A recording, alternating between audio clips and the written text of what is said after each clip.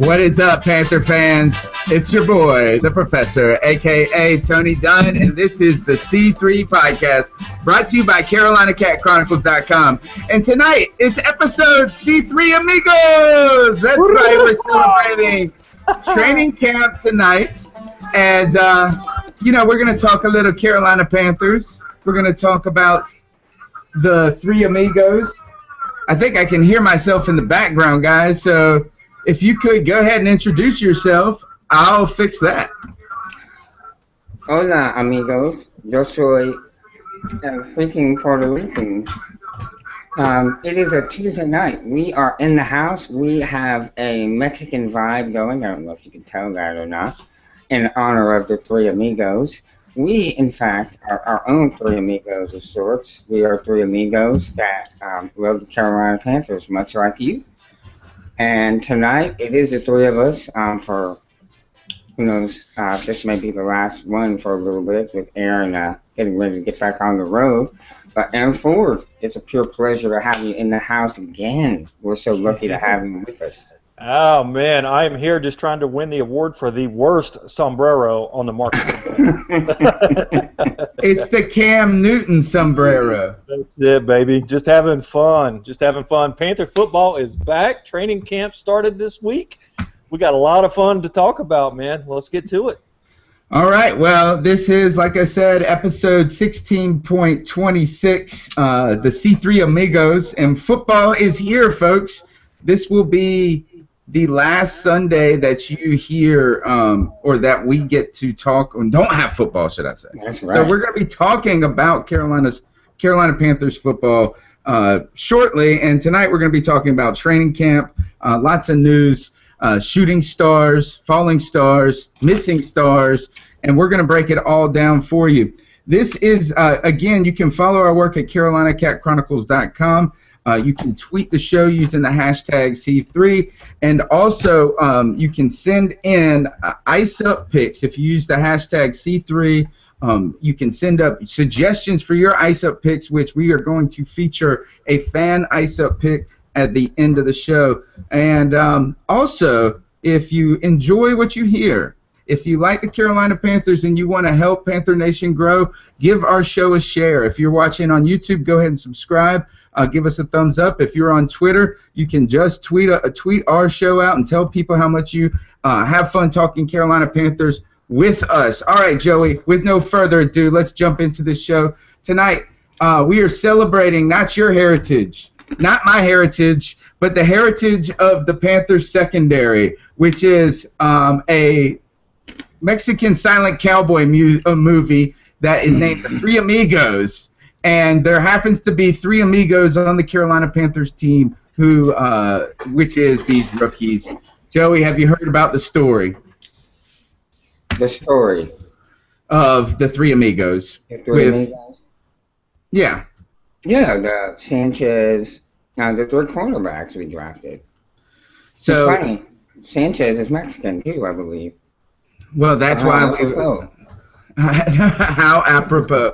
You know, a couple of weeks ago, Joey, we talked about the developing relationship between these cornerbacks that we saw. We've seen it on Twitter. We've seen them take pictures together. We see them interacting. It seems like they're hanging out. Something that we saw just by observing social media, comes out this past week, that the team has nicknamed these guys the Three Amigos because of how tight-knit they are. And to add to that, they finished camp with a great day on the fifth day. Mel Mayock, did you hear were you excited to hear good news coming out of the rookies in the last day of training camp practice for this past week? Oh, I was, man. I tell you, all three of them were getting high marks, and Sanchez was probably the one that you kind of had to worry about being the fifth-round pick, and but he had a really good day the other day, and the coaches have had high praise for all three of them. So that, man, I tell you what, if our secondary is solid, look out. We're going to have another incredible year. That's our 1 weak link right now, as I see it. It's we can say it's a weak link, or really it's just more of a question mark right now. Right. We're not really sure what we have back there. I mean, 3 out of the 4 starters from last year are gone, so you're starting over, right? And with rookies, and it's a position where communication is key, experience is key. So it's a big question mark. Yeah, big question mark. I was listening to Darren Gant get interviewed today on the Bomani Jones show. I believe it's called The Right Time with Bomani Jones, which is a great podcast, by the way, a great radio show if you have the time to listen to it. But he interviewed Darren Gant, and they were talking about Josh Norman and whether his impact will be missed or not. And Darren Gant really didn't actually say that it would be missed. He made the point that, look, Josh Norman was a 5th-round draft pick at a little Coastal Carolina university. So it wasn't until the last year, maybe year and a half, that he really started to come into his own. Right. So that's sort of the formula Dave Gettleman has repeated here with these 3 defensive backs, picking 3 guys from different schools, hoping that one of them will flourish into this Josh Norman-like defensive back. Right. We don't expect it this year. There's going to be some growing pains. There's going to be some things that, some areas where we are going to fall short. But we're going to take some short-term losses in exchange for long-term success, right? Well, let's hope there's not even short-term losses. Well, you know what I mean. Those growing pains. Absolutely. Growing pains. But in the long run, we'll be better because we'll have, that piece that we let go with Josh Norman. Week 3, baby. I tell you, Julio Jones. Mm-hmm. But you know what? Week 3 of the preseason is going to be a big test for these guys, going up against the New England Patriots. Yeah. And that's when the starters play 3 out of the 4 quarters. I think Week 3 preseason will tell us a lot of what we're in for. Right. We'll definitely know where we are at that point. We'll definitely know. When it comes to the secondary, it started out, there were some concerns in the opening days of camp. The first day of camp, I heard Bradbury looking confused. And then other people, were raving about how he wasn't able to make plays against the big boys, but he was in the right spot. So I didn't know what to take away from those reports. But then it seemed like the news is that these guys weren't performing all that great early on, and then they came on strong. And the thing that towards the end of camp, and the thing that concerns me, guys, about this is that immediately Panther fans started singing the praises, and celebrating this moment where these defensive backs had a good moment and a good week. My concern with this is, does that show the underlining concern, or the underlining, that's what we're nervous about, and so we're looking for any moment that gives us validation that it's not going to be a problem. Oh, without a doubt. I think that's a very astute observation there, but I want to temper the optimism. Day 5 of training camp, having a good day does not get rid of all the season or career. Do you remember, I think it was Josh Norman's rookie year, he had 5 interceptions in 1 practice, and everybody just went crazy that this guy was going to be awesome. And then I went and saw the first game against Buffalo, and it might have been his second season, I can't remember, but I was in Buffalo for week 1 where he lost the game for us, and then he was benched and in the doghouse for a long period of time. So good training camps, good practices don't mean that, all the rough times are behind us.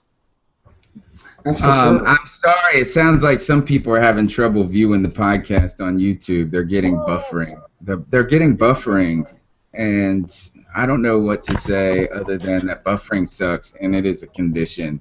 It is a real condition of the internet. Hashtag buffering sucks. I feel you. All right. When we were on the show, I have trouble remembering last week's episode, guys, in that did we get to talk about Bené Benwickery to the PUP list last week, or did No. that happen the day after the show? It was after the show. Okay, so another related to the secondary, something that we have not discussed then is Bené Benwickery goes to the PUP list, and that's the physically unable to perform list because of football injury, still lingering in issues with broken ankle. yeah, the ankle, the leg, whatever it is that he technically broke. And again, we heard a collective gasp, guys, when this news was announced. I think, again, what I see from this is that our hesitation with Bené Benwickery shows that he's really an integral piece to this season going forward in this defense. We need Bené Benwickery to not only be healthy, to return healthy. We need him to be effective. We need him to be a leader. We need him to stay healthy. And something that probably is underestimated, we need to get him to play the outside corner, which he has never really done. So it would be nice to have Bené on the practice field taking snaps, but you can see exactly why the Panthers are trying to protect him because of how important he is. Do you guys see any is this all precautionary? I think only the Panthers know that. I don't know, but I like the fact that these young guys are getting these extra reps. I really do. I like that Kirk Coleman had a vet day off on Monday. Give these guys as much time as they can possibly get. But let me say, Bené has played the outside some. You're right, that's not been his specialty, but when he's played outside, he has done very, very well. So, but I do want to say also, let's don't call him Bené Benwickery. Sticky Wicky. Sticky Wicky. That's right. That's right. Okay. Good news. All right. Enough with the Debbie Down. Well, first of all, the three amigos here. I am excited that these guys are coming in and forming the camaraderie of the three amigos, much like these three amigos have through the years doing this podcast and before. I also want to cheers the idea that these guys want to develop into a unit, and they see the importance of that cohesion, that chemistry. So to you three amigos, this amigo right here salutes you. A little bit of tequila. Arriba. Underlay, let's go. All right. Good news about training camp, fellas. Shaq Thompson has been a star of camp. He has been what they call the Panthers described as a turnover machine. We see now, we're starting to see the real potential or come to fruition what we suspected as this potential. Joey, how exciting is it to see Shaq Thompson not only being effective but doing it consistently and being out there a lot? That seems like the Panthers want to keep working him into the scheme. Well, that's what we got him for, frankly. We brought him in to make a difference on this defense in a couple of areas, in coverage and just the overall athleticism of our linebackers, which was already a pretty athletic group. But then you bring this kid in, and now as a unit, our linebacking core has got to be the premier linebacking core at least in the NFC, maybe in the entire NFL. And we're excited. If the Panthers are taking the time to make sure to mention this and how impactful he's been at practice, the coaches are seeing things they like. I am excited about Shaq Thompson. I've been a Shaq Thompson fan, and part of the reason, and when we say we've been fans, the show has been very supportive of the Shaq Thompson pick. And really, it's only because we trust in what Greg Double G Barber has to say. Nope, help me out, Mel. Greg, the Seattle Seahawks writer. What's his name? Double G. Ball. Greg Ball. I called him Greg Barber. Greg Ball from the Seattle News Tribune, and he told us he got to see him play a lot in college, and we trusted his word. And not only did we trust his word, the description of what he said that Shaq Thompson was able to do was so authentic that it was so convincing to us that we had no doubt that this was going to be the case. and it is coming to fruition on the football field. What is exciting to me, Joey, is that I'm always looking for some sort of validation because I'm not the football guru. I'm just a football fan. And I'm looking for a validation on my opinions that come to kind of X's and O's stuff because I don't really understand it as well as most of you guys do. And you know what Shaq Thompson has been doing? He's been working out there on the linebacker position, but they've been moving him into the slot and playing the nickel. And what has this guy said over and over? That we should call Shaq Thompson a nickel backer, right? He is like a linebacker who is athletic enough to come off the line against tight ends who are wide receivers who can cover running backs that go into coverage, and certainly that's his duty as a weak side linebacker. Or does he play the strong side right now? I think he is on the weak side. I think Thomas is. No, he is the strong side because Thomas is the weak side. And he'll have those responsibilities to, run out into the flats and get the running back. But we saw him in the game, in the NFC Championship game, out on Larry Fitzgerald. Yeah, and we saw that, and again, we saw that, and that said, that's exactly what I'm talking about. This guy brings to the table. And what do you know? Lo and behold, in training camp, he's picking off passes against Brenton Burson, who's playing in the slot, and really showing that versatility. Mel, does this change? Do you see any changes to the way that the Panthers' defense may be oriented given these results Shaq Thompson is producing? Well, I think what it does is it allows us to hide our schemes, not let the offense know what we're going to do. You don't have to take a linebacker off the field and bring an extra defensive back in when you're keying on passing downs. So you got a little bit of versatility there, and it only adds to what Sean McDermott can do as a defensive coordinator. I think it's the same reason we drafted Jeremy Cash. He may take a year or two, but given that flexibility, is going to just take our defense to the next level. And by the way, it's hot out here in Vegas. I got to take this sombrero off. I got a dang blanket on. I'm dying. And tequila running through these veins. I am like dripping. Okay. With Shaq, I wonder if the good news for this is that the Panthers, since there are concerns in the secondary, and there's concerns about how many guys we can put out there and the depth, is that maybe you see the percentage of us playing in the nickel go down some and us go to the more standard 4-3, three linebackers in there, kind of a little bit more old school, but needing to do the things that the nickel, that really means that we just were so worried about the pass that we run the nickel.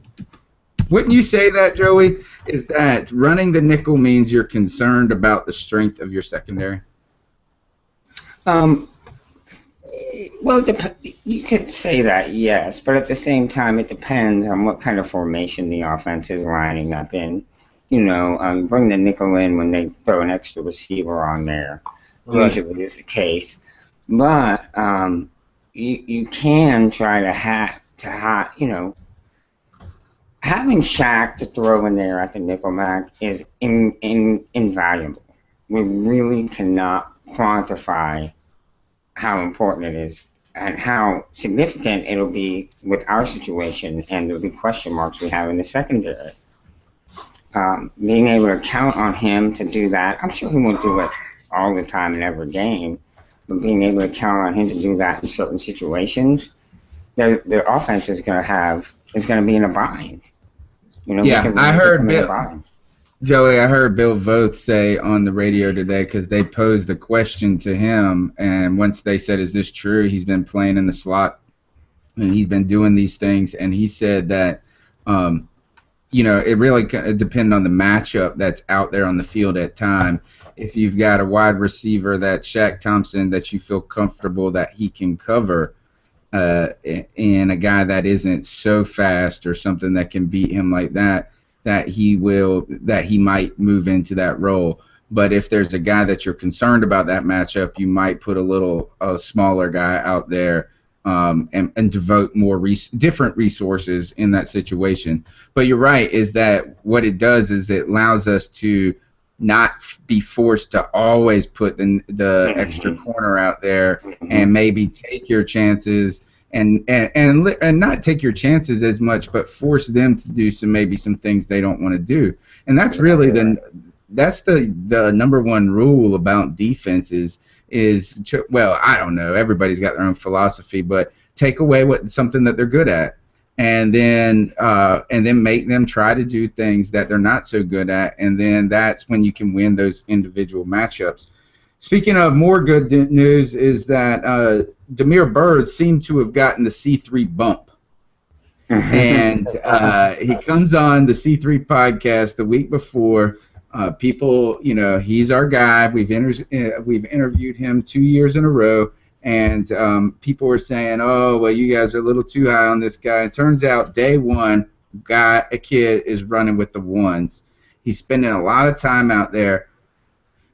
Mel, what does this tell us? Running with the number ones in the first couple of days of camp, is that a message you send to the other wide receivers, or is that a message that Damiere Byrd is legit for shot at making this team?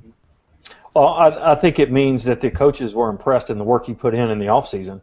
Give him a shot. He put on, 8-9 pounds. Speaking of that, I mean, Philly Brown putting on 20 pounds. That's a lot of meat if you're not doing it the way I put pounds on. It is very true. But no, it's a very good sign for Damiere Byrd, and he was running kickoff returns back as well. And I saw that Ted Ginn had dropped a kickoff or two, so that might be a door opening for our buddy Damiere Byrd. He has. This is what JP's saying on Twitter right now. Is Byrd has the speed no one has, and that's pretty crazy to say it like that, because we got Teddy Williams on the team, you got Ted Ginn, and then he goes on to say he could bump Ginn if he has better hands. 50-50 Ginn has already been. We've already heard more news of him dropping the ball, and I'm not a guy that likes to jump on every drop. You're not? Stephen, no, I'm not. Only Ted Ginn's. You're right, Joey. Ted Ginn's and Mike Tolbert's. Those guys, Ted Ginn isn't one drop. It's not two drops, and that's what really is a lot of drops. He's Ted 50-50. You're right. He's 50-50. So if you got a guy that's younger coming up and shows that he can do similar things as Ted Ginn, and cheaper. Then, exactly. And you get him for a longer period of time without having to worry about re-upping the contract. But realistically, I just don't see Ted Ginn not making this team. It seems like he's been such a important he's meshed so well. At least the coaching staff portrays it like that. Maybe they're just saying that because that's the best they had.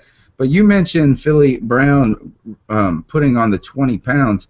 He said that he's committed to trying to play the slot position, and what he's really implied is that he understands that he's got no chance on this team fighting for an outside wide receiver position. And maybe that's hey guys, can we take a minute and everybody tip their sombrero to the strength and conditioning coach? I mean, you think about it.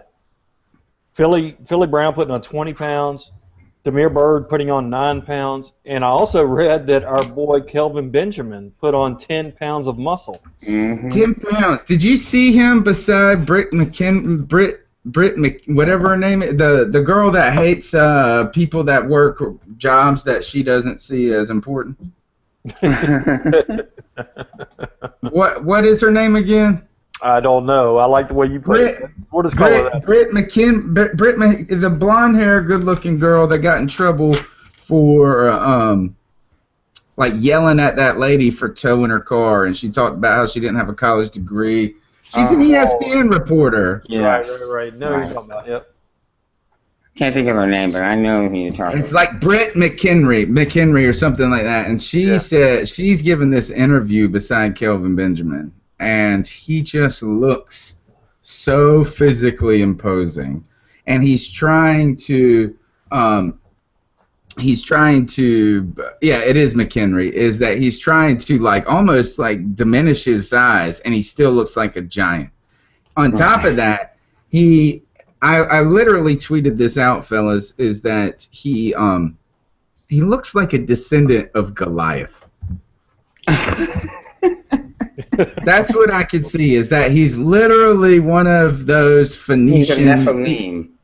Exactly. That is who he is. And it is 10 pounds of muscle. These guys are improving, and they're coming back off of years where they missed time, where at least Kelvin Benjamin is. So, right.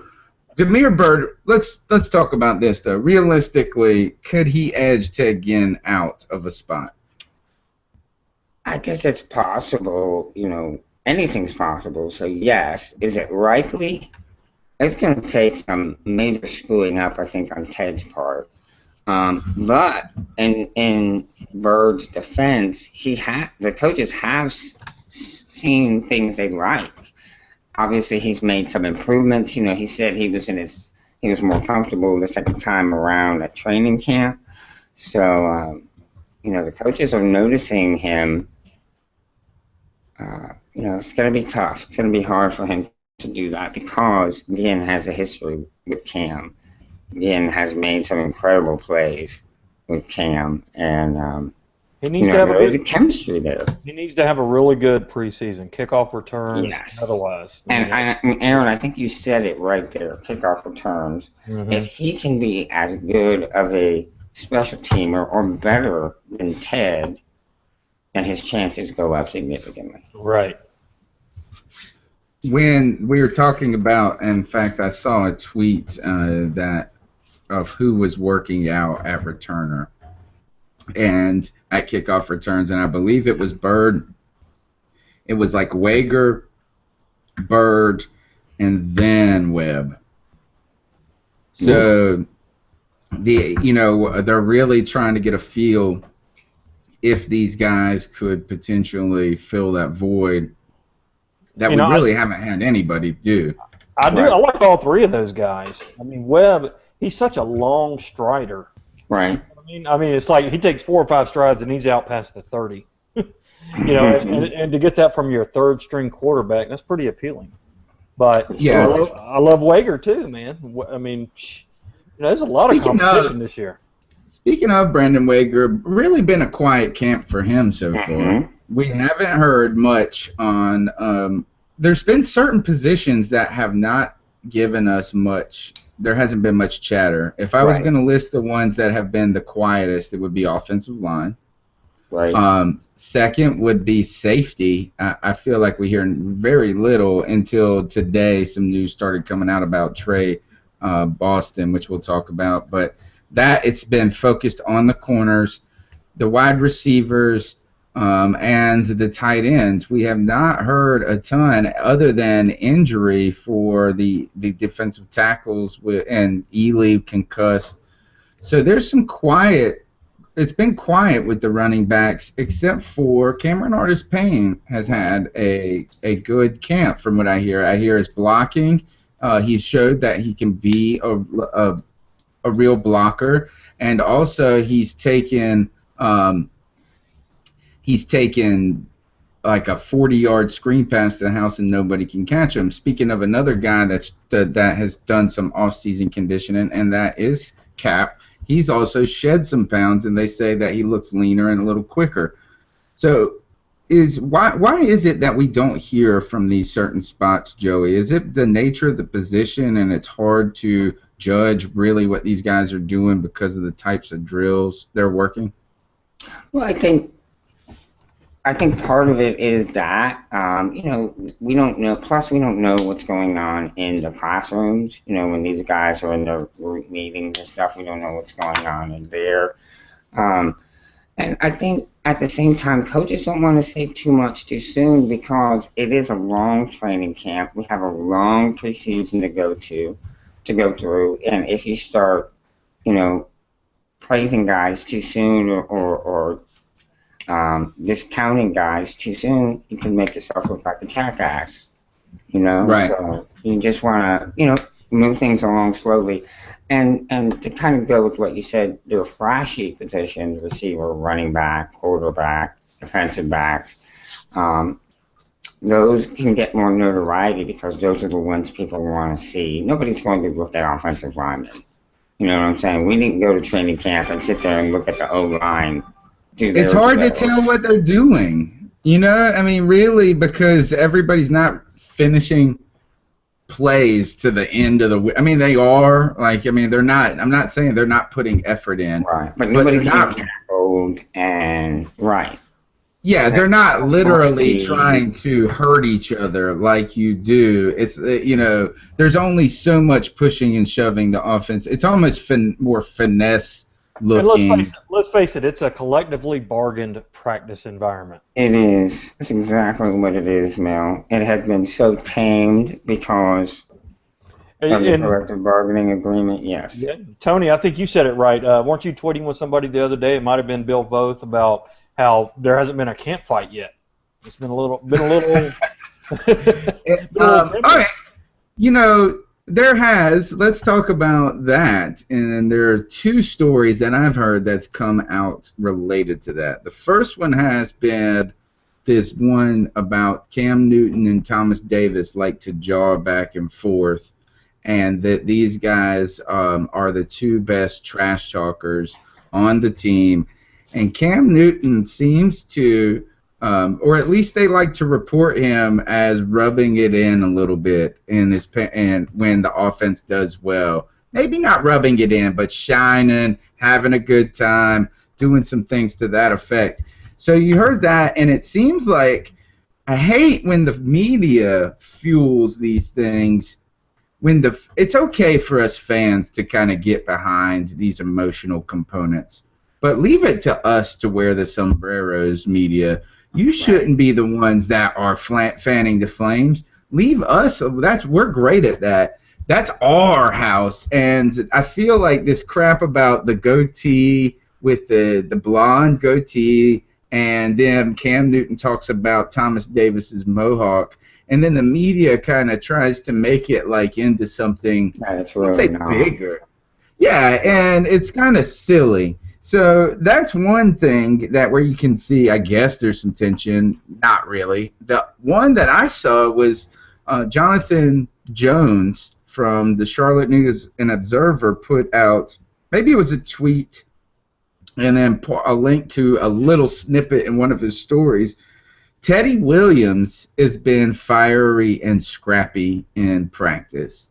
There's been 2 times they said that he has finished plays where he threw a tight end to the ground after like a catch or a broke-up catch. And maybe not threw him, but finished the play off. And then another one where he got chippy with Brinson Burson, and Burson got up and slammed the ball down.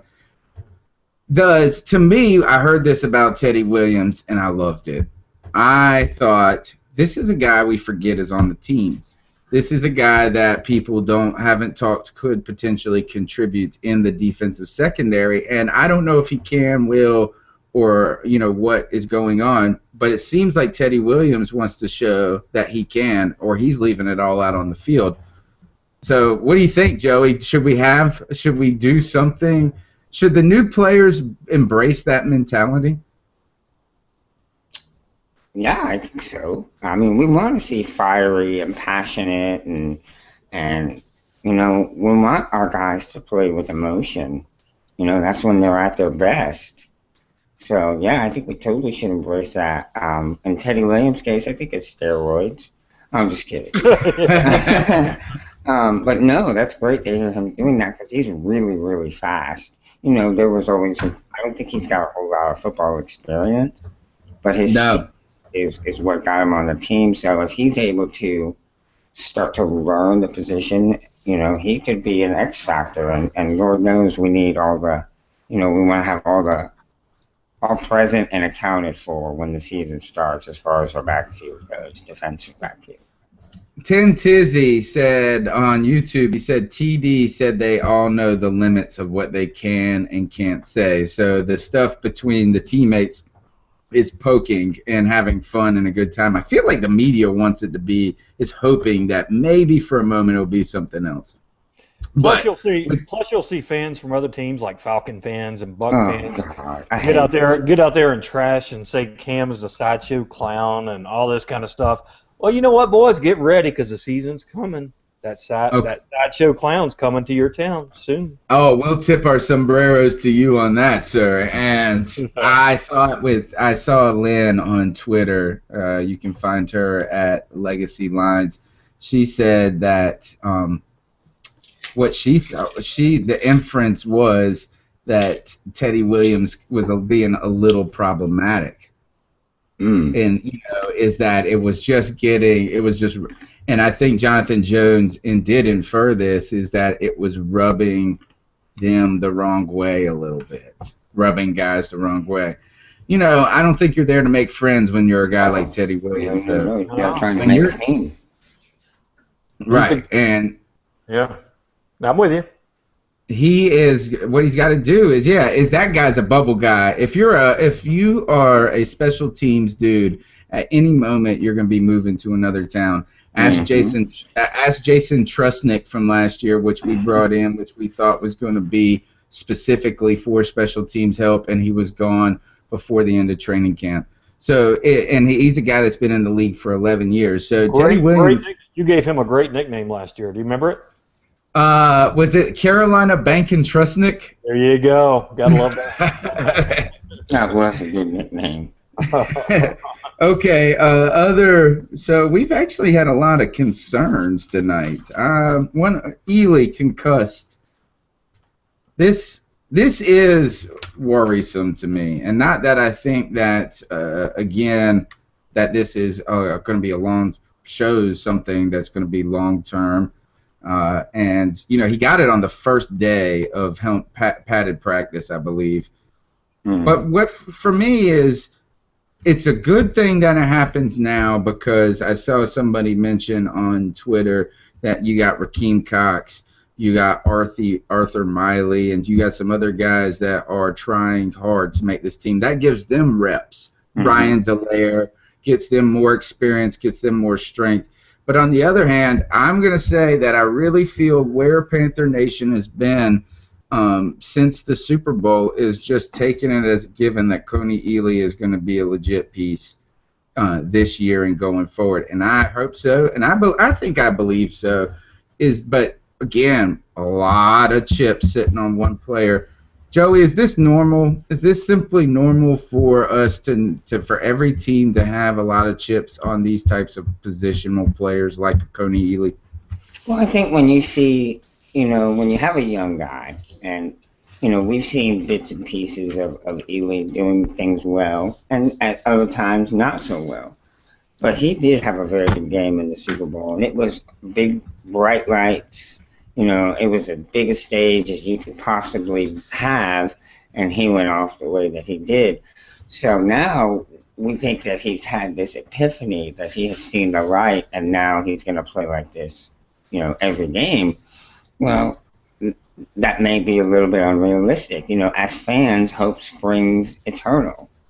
And I think that's kind of where we are with Coney Ely. We're hoping that what we saw in the Super Bowl is how he will play from this point on. But I think it is a common thing for fans to kind of get behind a guy that has one big game, especially in the Super Bowl. Right. It does show you that injuries really also, or how much that's something we can't forecast of how it determines a season. Right. Think about how many good teams in every season is derailed just because of one or two injuries on a team. And that's something that the Carolina Panthers were able to do last year, was if they weren't staying healthy, they were able to bring in somebody that didn't soften the team too much. And that's what you really have to hope that Carolina Panthers are doing. And I really see this in a lot of ways. You see a lot of young guys that maybe not going to be full-time starters right away or on other teams, but they are good role players to come in those events. So you think of a guy like a Ryan Dallaire. there's upside and potential there. You think about the depth at defensive tackle with Paul Soliai behind Starr. You think of also Vernon Butler.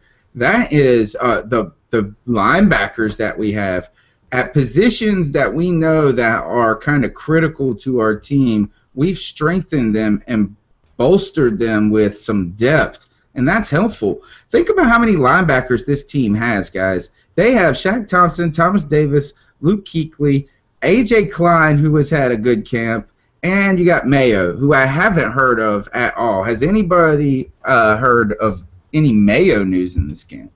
Well, I saw a guy on Twitter have a tomato and mayo sandwich, but other than that, no Mayo news at all. But let me jump in there and say that is one concern that I have is depth at defensive end. I don't think we have a lot of quality depth. We have a lot of maybes and maybe a hope and this and the other. But I'll tell you, if Coney Ealy goes down for any period of time during the season, ouch. I mean, you're talking about the aging Charles Johnson and Ryan Dallaire or maybe Wes Horton as your starting defensive ends. And I'm not real crazy about that, guys, especially with an inexperienced defensive backfield.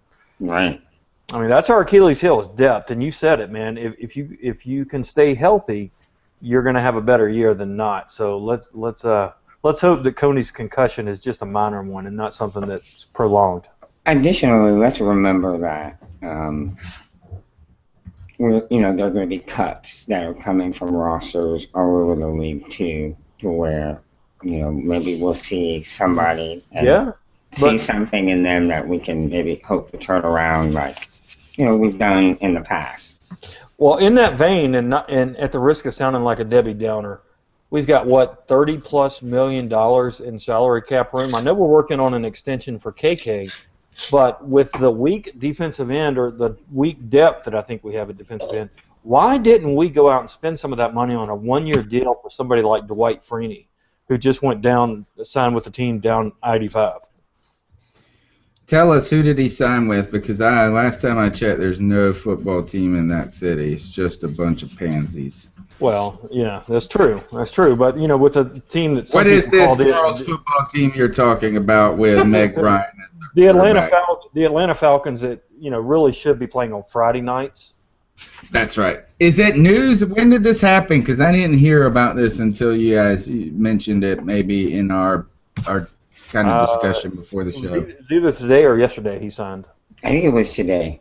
Today, yeah. He's old, guys. He is old. But didn't he have something like 8 or 9 sacks with the 8 sacks in 11 games. Considering what Coney Ealy had 4 last year, right? So. Mm-hmm. Well, I think Coney Ealy had like 5. This is what Team Money said, is that Coney had a 5-game sack streak. That was, and the Super Bowl was part of that. I'd have to look that up, and I'm talking about the regular season. I think he only had 4 in the regular season. All right, so what is he going to do? Are they trying to move to a 3-4 or maybe do they run a 3-4? What do they run in Atlanta? I always forget. I always thought they were a 4-3 team. They are. They have the personnel for a 4-3. I think that's what they're going to stick with. They brought in what's his name, Freeney, to give the kid from Clemson some Vic Beasley. Yeah, Beasley, to give him some sort of a mentor. And, that is a good idea right there. Right, they're hoping that he will kind of, just teach Beasley some moves and kind of help him with the game and, just speed up further along his development, because I think they feel like his development isn't where it should be right now. And, for 8 sacks, if they can get just 5 sacks out of Freeney, but he helps, what's his name, get better, then that's really what you want. You want a young guy that can learn from a seasoned veteran. So, Mel, are you talking about getting then the need for getting a guy that's kind of like a Jared Allen-esque player from another team? Yeah, I mean, a short-term, 1-year vet guy that's not going to impact your salary cap long-term, your ability to sign KK or Star or any of these guys, but some of them come in, spend some of that money that you got on hand for this year, give some depth, give some guidance to your young players. I would have felt I've been wanting us to sign Freeney. I was disappointed we let him go, but well, maybe there's others after the cuts, like Joey said. Who's a guy like that? Is it like a Mario Williams? He's still on the Buffalo roster, right? No, he's Miami. He's Miami. Oh, he is. That's right. Because who did they let their guy, the Vernier guy? Didn't he go to New York? Yeah. Vernon. Olivier Verner. Yeah. Lawrence Olivier. Who is a guy? Does anybody even know a guy like a name that we would be that maybe is a guy like that? I don't know personally of a team that you would think that it's a team that's got some vets on it that probably isn't going to be uber competitive, and they're trying to build for the future, maybe. Yeah, I haven't researched that. I would like to hear maybe somebody out there in Twitter land can say, if defensive ends that are on the bubble or defensive free agents. I'm not sure there's any quality. I think Freeney was the last quality defensive end free agent out there. All right. Also, let's keep going with training. Let's stick with outside our team because we've talked a good bit. I think really the excitement that we've seen is that there were some positions that we were concerned about. And this is my final thoughts on training camp, and we'll move on, is that the positions that in the past we've been concerned about have become kind of positions of strength for this team and positions of competition. I think that the Michael Orr and the Kurt Coleman signing and Ryan Khalil's extension, I think those three are going to be underestimated to just how important they are for this team because they're guys that fill in the cracks and let the stars shine. So a lot of upside there. But other teams in the league, Joey, I have had the displeasure of listening to a Saints podcast for over 45 minutes.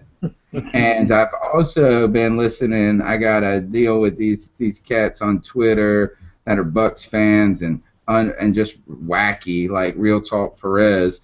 And it seems like the Saints and the Bucks are both very hyped about their chances. Sounds also like what it sounds like every year for these guys for the past 5 years.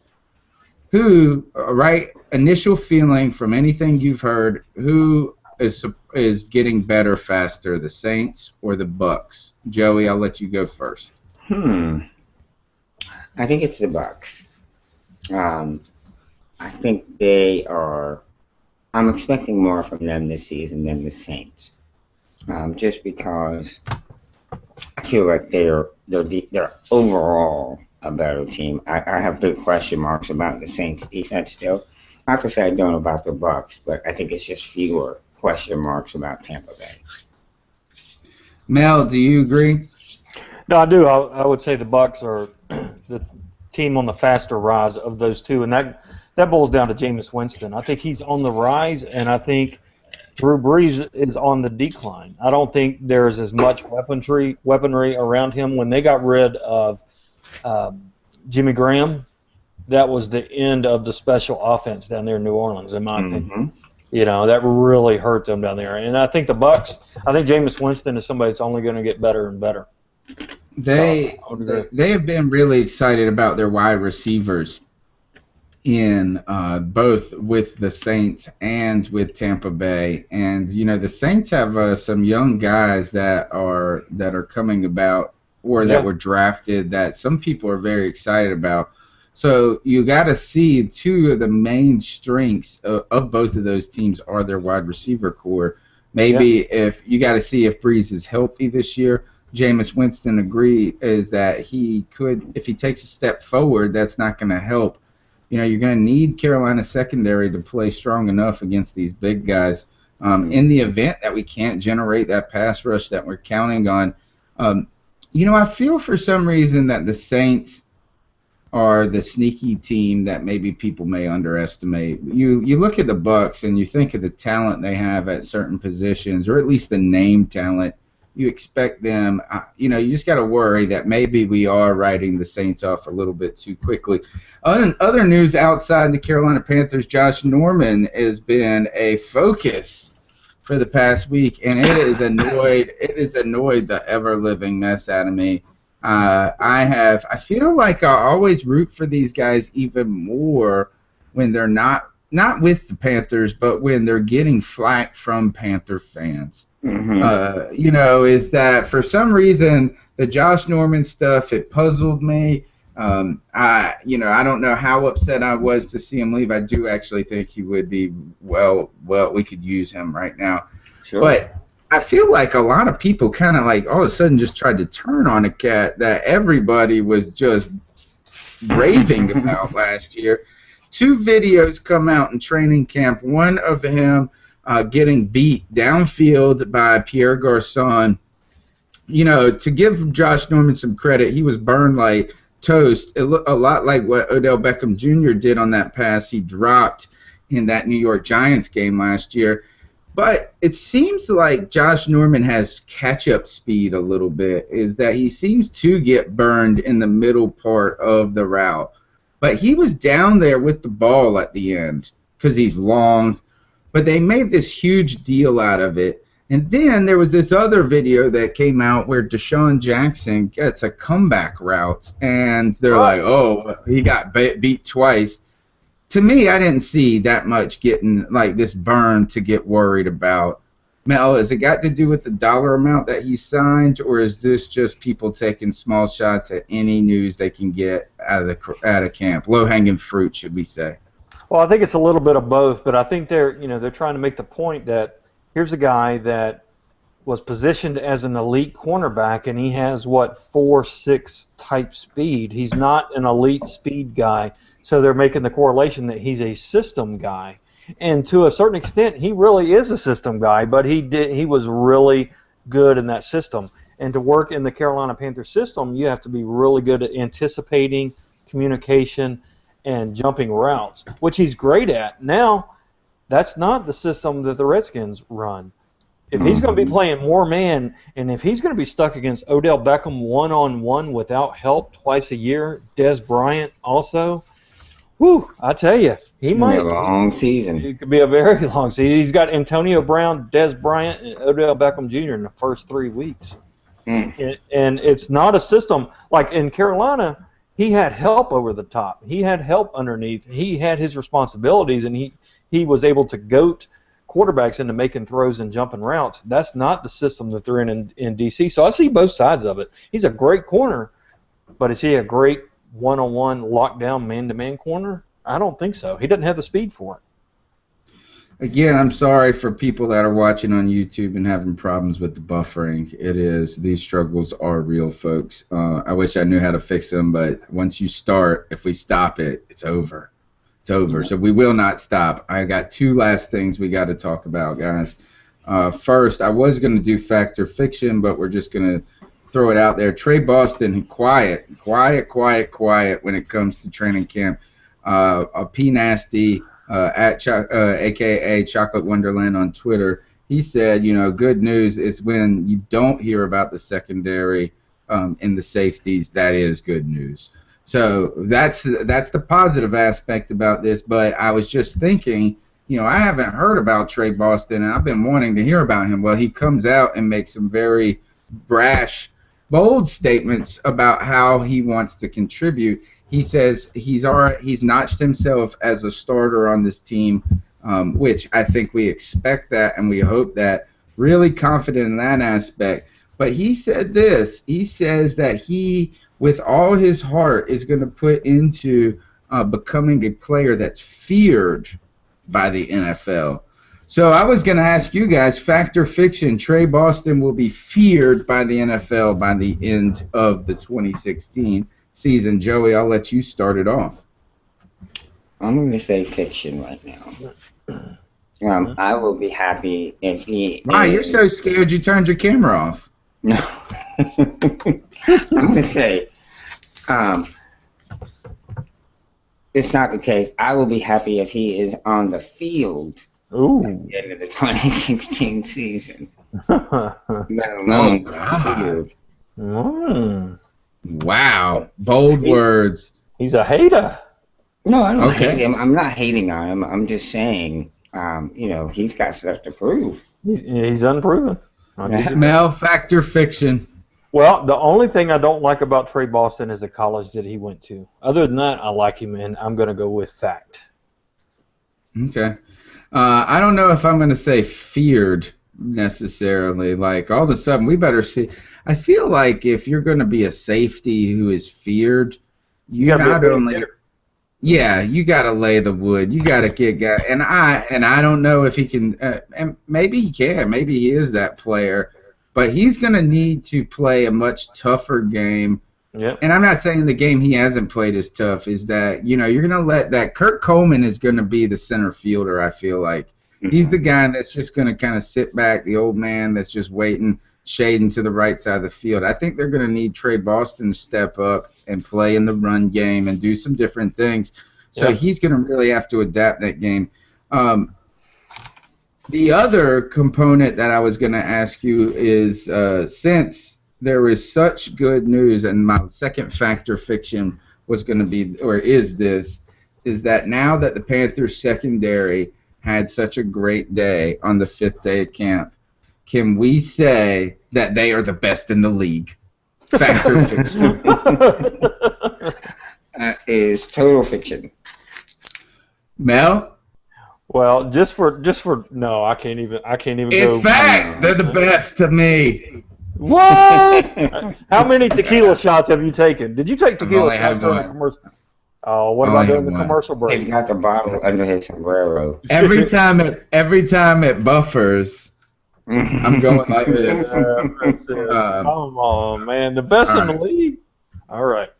I thought that I sent a tweet that I got to give Chris McClain from Mac from WFNZ a little credit from that, because I got a little annoyed when everybody was so excited about it. I was like, oh, Lord, guys, like, let's not get too low on drops, and let's not get too high when one guy bats a pass down. Hey, guys, And, is it just me, or is training camp like the biggest perplexing situation that there is? I mean, when you see that there was an interception, you're like, all right, the defensive backs look great. What's wrong with Cam? Right. yeah, we haven't said, no one said anything about that. Oh, And you know what? I don't even think there's anything to be worried about. But don't get too high, don't get too low. And Max sent me a tweet, and he said, oh, so should I scrap the secondary is the best in the league bit for tomorrow's show? So I did poach that line. All right, I think we need to get out of here, guys. So it is Ice Up Pick of the Week time. Joey Riolano, I'll let you go, and then I'm going to give our fan Ice Up Pick after you, and then we'll go. Me and Mel will go. All right. Scott Robert Irwin. ooh. A name no one should know. And if you do, there's going to be a very interesting fact about. But anybody that has 3 names like that, Yes. you know that there's something shady there. Absolutely, I agree. Yep. What's his name again? Scott Robert Irwin.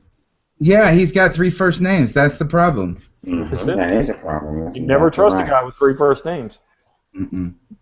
Mr. Irwin, a lawyer in Illinois, suspended by the bar for 15 months. Guess why? Why? Which bar? The state bar, the legal. Tony's bar.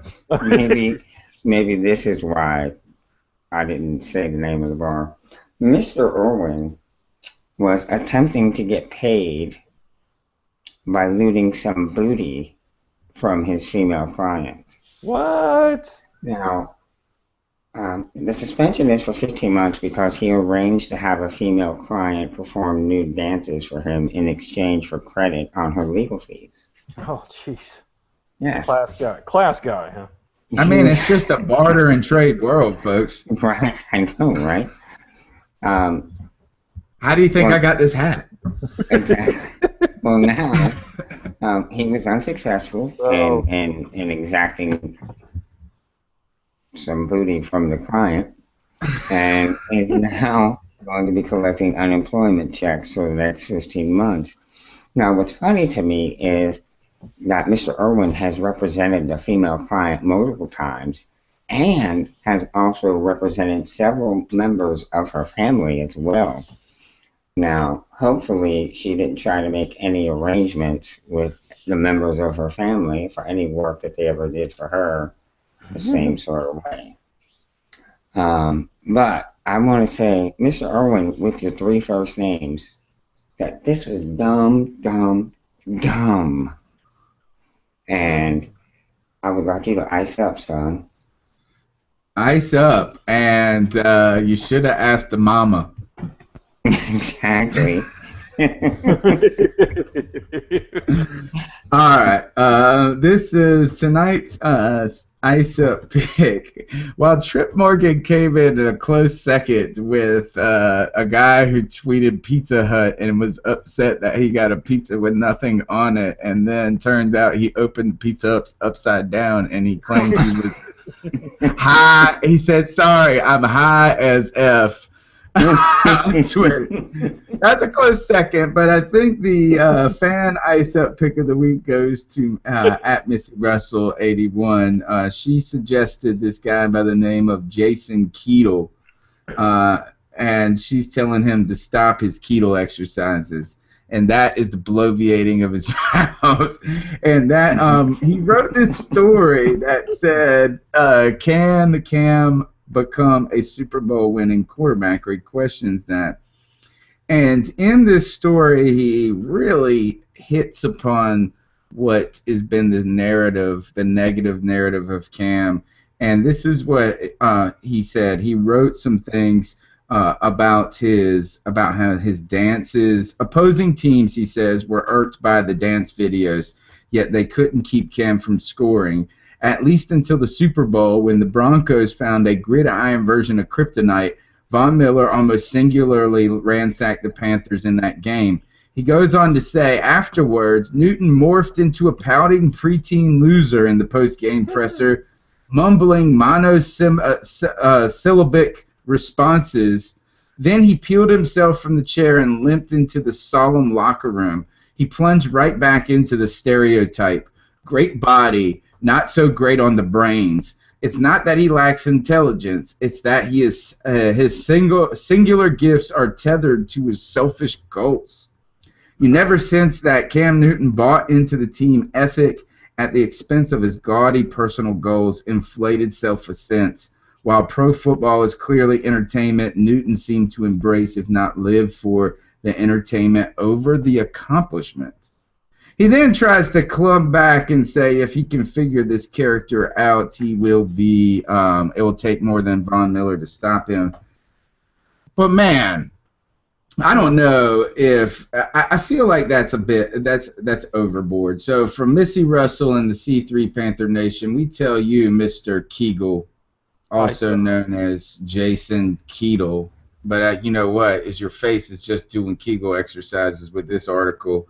And ice up, son. Ice up. Now, you got a ice up pick for us this week? I do, but man, you got to drop some ice for me to cool me off, because listening to that just that made me. I don't even have it. I don't got it. I don't got it. What? All right. All right. Wait, I do got it. I do got it if you wait. There you go. Joey got it. All right. Right on.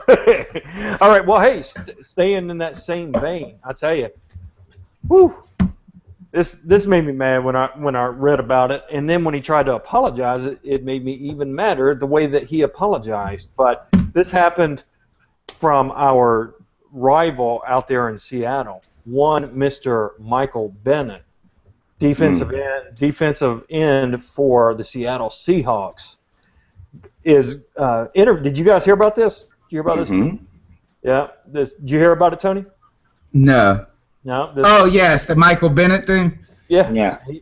So he gets interviewed during training camp, and he starts talking about these NBA players and how the greatest players in the NBA, like LeBron James, Dwayne Wade, are out there in the forefront of social change, and how the folks over here in the NFL are just sitting back collecting their checks. just collecting their money. The great players in the NFL are not out there trying to make social change. He named one person of all the great NFL players. He decides to bring out one Mr. Cam Newton, saying, Yeah, what the hell is that about? right, the Cam Newtons of the NFL are sitting back just collecting a check. Well, first of all, Mr. Bennett, if you know anything about one Mr. Cam Newton, he is not sitting back and just collecting checks. And quite honestly, he could have held out for a heck of a lot more money than he got. Number one, he got his contract done a year early, didn't make a big deal out of it, got it signed, did his business, had the best year, MVP after getting signed. And this is a guy who does make a big difference in society. He feeds over 1,000 people every year at Thanksgiving. Homeless, or not homeless, but underprivileged children go in and are able to get food. He makes a big difference. Signing cleats, spending time with children in hospitals. This guy gets a bum rap as Mr. Icon and entertainer and Mr. Selfish guy. He is not that guy.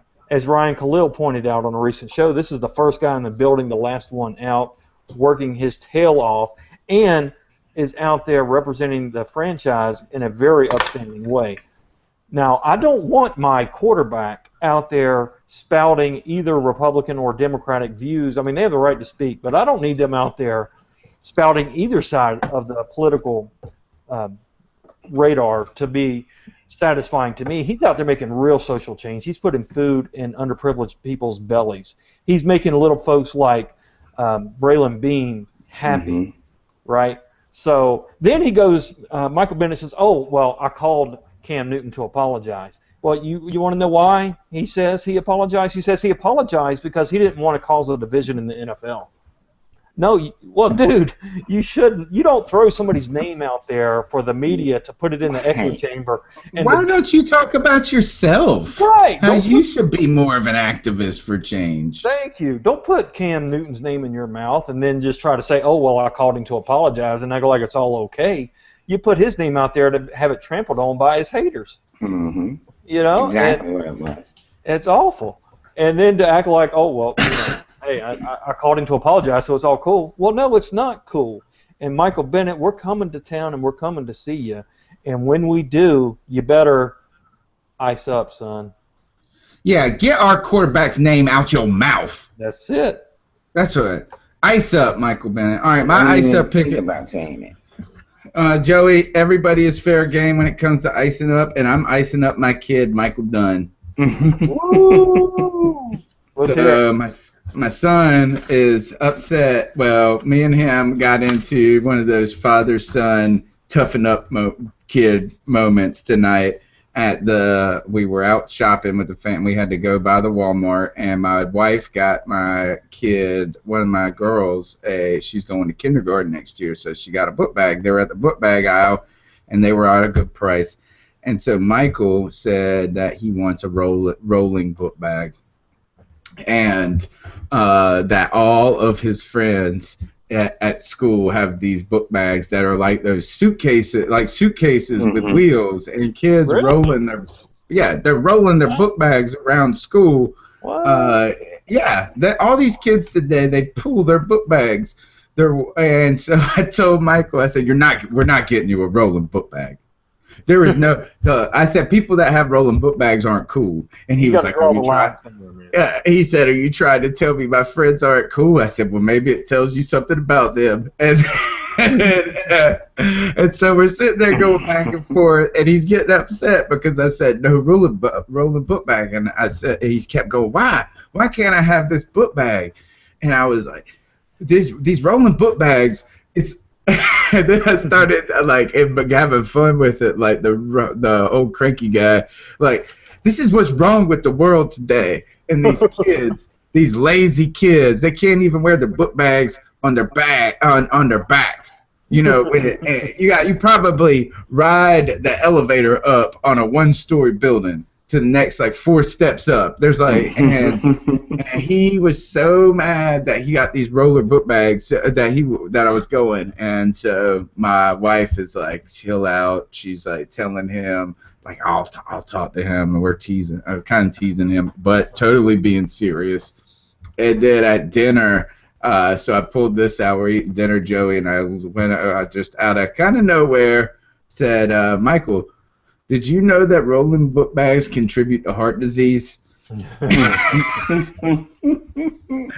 And my wife lost it, dude. She about choked on her food. We had a good laugh. So to my son and his desire to be this one of these lazy kids wheeling around these rolling book bags around like you damn Mel Mayock in the damn airport or something, I to you say, ice up, son. Put your book bag on your back.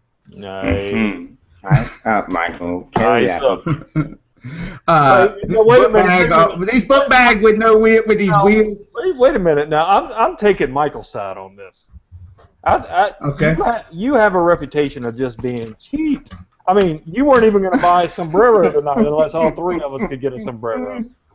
You have Yeah, I got this out of the attic at my mother-in-law's house. Quick side story. So we're prepping for the show, or we're sending messages back, and I named it Three Amigos, and I said, we should get sombreros. And Joey goes, I got one. And so I'm trying to track one down instead of going buying one. I called my mother-in-law up, guys, and I said, hey. And I just said, hey, and I said, do you by any chance, I said, do you have a sombrero I could borrow? Or do you have a sombrero? And instead of laughter on the other end going, what are you talking about, sombrero? She goes, let me go look. And put the phone down. Awesome. That's awesome. And then she couldn't find it, and I called my sister-in-law, and my sister-in-law knew exactly where it was in the house. So thank you, guys. All right, this is the C3 podcast, and tonight was the Three Amigo episode. We have been excited. We've been talking about training camp, and like usual, we've been talking about the Carolina Panthers from the fan perspective. It's the place you can come every Tuesday night to get your fan fix of the Carolina Panthers, the C3 Carolina Panthers podcast. If you like what you hear, consider sharing our show. If you really like what you hear and you want to drink tequila with us, contribute on Patreon. Other than that, Joey, tell them how they can reach you. You can find me on Twitter at Joe Milano, or at Facebook, at Joey Milano. And please tweet me anytime you like, follow me. We have some really great things going on here. Just hold on tight, folks. We're going to be into a wild ride this season. Mel Mayock, are you a crunchy taco or soft taco guy? Hey, man, I don't discriminate when it comes to food. I like them both. Good answer. All right, tell them how they can follow you. You can catch me anytime at Panthers Drafter on Twitter, talking football. Hey, big shout out to the C3 fantasy football players. The 48-team league sold out in record time. It's going to be unbelievable, epic. It's going to be a lot of fun this year. So if you missed out, sorry. But for those of you that signed up, all 48 of you, it's going to be an incredible journey. Let's have fun. This is Tony Dunn, a.k.a. The Professor. It's your amigo, and we are out of here tonight. Joey, what I got to say is adios. Adios.